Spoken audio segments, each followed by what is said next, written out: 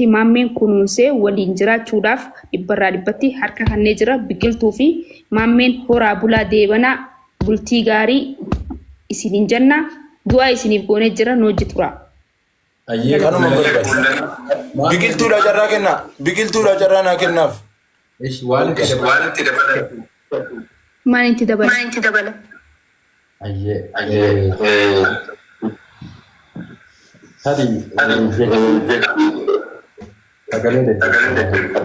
Sagaleen deddeebiin jira maamuu. Biqiltuudha jarraa naa kennaaf haadha waan kanaatti isin nama. Rakkoon qabaa fixatan maamii. Wanni ati beekuu qabdu kulle jecha ati amma jirte keessatti kunis hawwii keenya hunda rabbiin tokko godhee ilmaan jaraa arguu keenya anaafate kun sii galee waggaa lammaffaa jechuun ijoolleen kun waan anaan eessumatti jettee jechuun waan kullee arguu nan barbaada jechuun jaraatu garuu akka rabbi dhugaa godhutti ati sii du'aayii godhinsi jedha yoo dhugaan ta'in immoo Ara dhugaadhaa walii galanii nu alaa galuuf deemanii maali dhugaa miti walii waan shakkitee jiraati maal jechuu feete? An shakkii takkan qabu du'aayiin gochuu jira malee. Du'aayii godhi bakka ni tasaakkaa bakka du'aayii godhuu fi qofa. Ayyee biqiltuu dubbadhu amma biqiltuu haasa'e rabbisi waliin na gubu. Hayi waan jiru jira jechuudha. Dhugumatti bakka inni bitamee dhufe maammee akka keessatti. Guma. Wayye. Atilleen tokkummaalilleen qorataanilleen anaaf akka obboleessaati. Obboleessa isin anaaf. Akkas. Maammee jechuun immoo jaarsa kiyyaa qaalii jaarsa abbaa warraa kiyya gara fuulduraa jaalallee koo kan yeroo ammaa waliin jiru jaalala qulqulluu kan daba shiraata akka hin qabne kan waliin qabnu jaalala kootiif kan isaa gidduu eenyulleen akka seenu hin barbaadu. Ammas obbolummaa kootiif kan keessan gidduu eenyulleen akka seenu hin barbaadu. An hawwiin koo isin gidduutti akka nageenyi uumamudha kan hin barbaadu. Isinii galee isinis akka obbolaatti iddoo guddaa na biraaf qabdu maammeen akka jaalallee kootiitti iddoo guddaa na biraa qaba. Iddoon keessan hundinuu garaa gara jechuudha. Iddoon obbolummaa qofaa iddoon jaalalaa qofaa. Kanaaf waan kanarratti waan irra turtanii wal karaakkartanu hin qabdanu.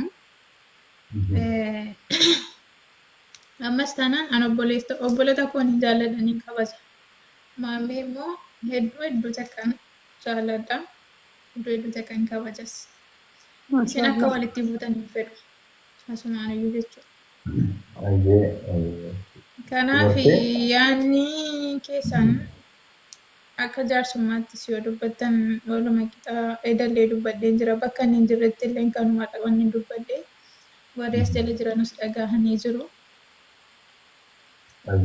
Galatoomii ulfaadhu sintaa jaba dhugaadha kaleessa illee kanuma jette garuu amma jaarsi kan kee kun naan qulqulloof anuma jaarsa kana jechuudha isa si walitti tokkoomsuuf dhufee as bira taa'e kana ergama qaba jedhee sanii shakku kana akkamitti ilaaltame anaaf si gargar baasuudha kaayyoo saama takka illaan kanan shakku. No. Maammeen akka inni maatii koorraa akka inni nama fageessin hin beekamu. Mata gaafis akka inni hin goone sirriitti hin beekamu. Okay, bareedaadha akkas taanaan. Yookiin dubbii keetu isaaf jechuun jira miti bakka tokkotti ilmi namaa. Bika kanatti dhagee biqiltuu na dhagee. Erga ati jaartii ይበቃታል ለዛ galaa jiraattan kana booda wanni inni siin jiru guutuun ati faanasaa jalaanii wanni inni godhi siin jiru godhuu qabda. Waan inni dhiisiin jiru waan inni jaalatu waliin jaalattee waliin jiraachuu qabda. Sii galaa miti waan inni hin feene irraa fagaachuu qabda. Yoo saahibboottan kee warra duraanii saahibboottan firoottan fira keetirraa haadhaa fi abbaa kee nama kee maatii keetirraa si fageessoo osoo hin taane waan inni jaalatu waliin jaalatu waan inni si wajjin jaalatu kun siin baasu karaa bareedaa miti jee jaartii isaa eeggataa jette si eemmaruu danda'a dhiisisiin jechuu danda'a godhisiin jechuu danda'a sii galee jira. bikka kanatti jechuudha. Wanni nan siin jechuu barbaadu. Amma bikka inni jeetti narraa si fageessuu barbaada waan jiru kana akka qalbiitti illee jiru akka dhugaatti illee jiru ani akka mataa kiyyaatti hin ta'u jeeti. Maaliif maammee jala qofa deemu qabdi waan inni jiru qofa fudhachuu qabdi malee waan namni jiruun akkasa godhee akkana ta'ee wanni jiru hin jiru na fakkaate yaada kiyya kun.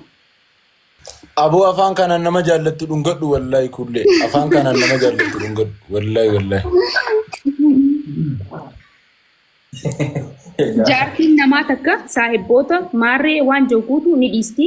Waan inni jiruun kun simbaasu anaa fi ati qofa yoo siin jees haala wasaalan maaliif isaa hojii jireenya itti fuftee jirta saahibboonni ni hafaa namni guutuun ni hafa ganaa jireenya keessa hojii kaatu isaa argita teessoo isaa agarta waan hundi isa ka'e hojii waan ta'eef namni guutuu warra onlaayinii kun guutuu ni hafaa yoo siin jelle ni hafa sii galee ani amma fuulanii dubbisuu hin qabdu yoo siin jee na dubbisuu hin qabdu maaliif jaarsa ta'eetiif dirqama qaalii isaa gootee akkana jettee hojii bultee hojii jiraachuu qabdu jeetiin yaada yaadni kiyya kanumaatti fufaa yoo adabruu qabaatta.